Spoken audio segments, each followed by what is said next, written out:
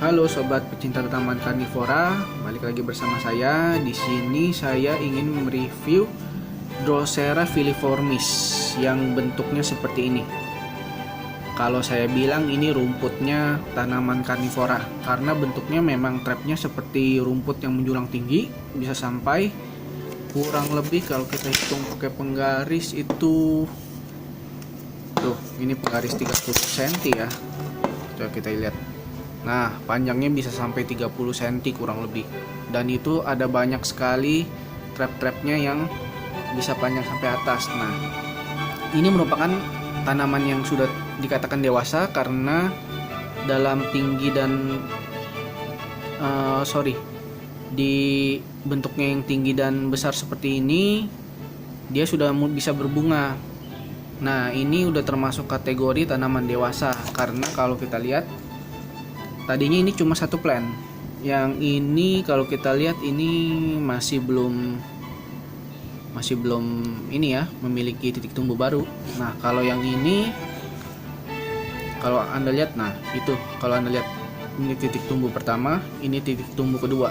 Bahkan ada yang bisa sampai 3 titik tumbuh atau 5 titik tumbuh. Jadi dalam satu plant tanaman ini nih bisa berkembang biak melalui ini. Ada 2 titik tumbuh, kita bisa melakukan yang namanya divide atau splitting. Tapi sayang sih kalau untuk splitting, biasanya kalau untuk propagasi tanaman ini saya menggunakan ini dari biji, kemudian atau kita gunting salah satu bagian ininya, salah satu batangnya, itu namanya stek daun. Nah, di video berikutnya mungkin saya akan memberitahu bagaimana tips and trick melakukan yang namanya stek daun.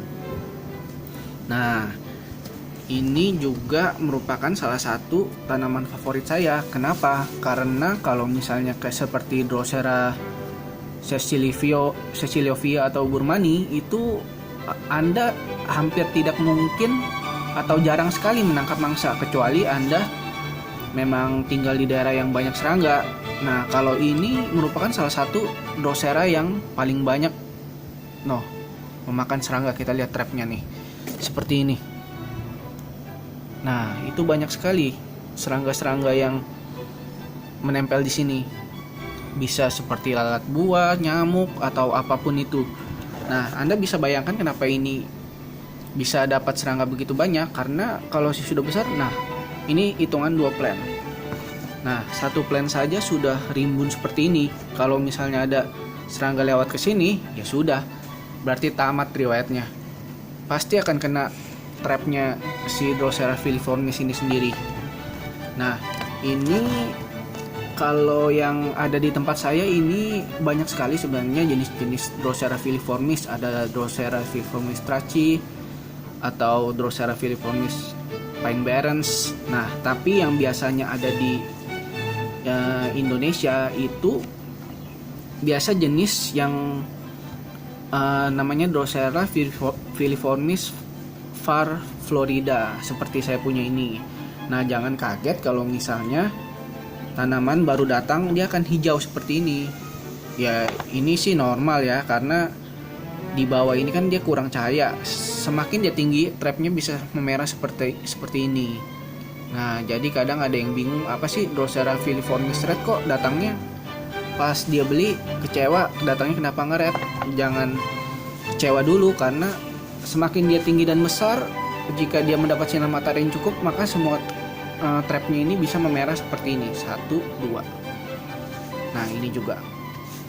Nah, ini tanaman yang cocok buat pemula, karena tanaman ini juga lumayan bandel dan gampang pemeliharaannya. Paling kalau misalnya ada trap yang kalau untuk pemeliharaannya biasa, nah seperti ini trap yang sudah kita lihat.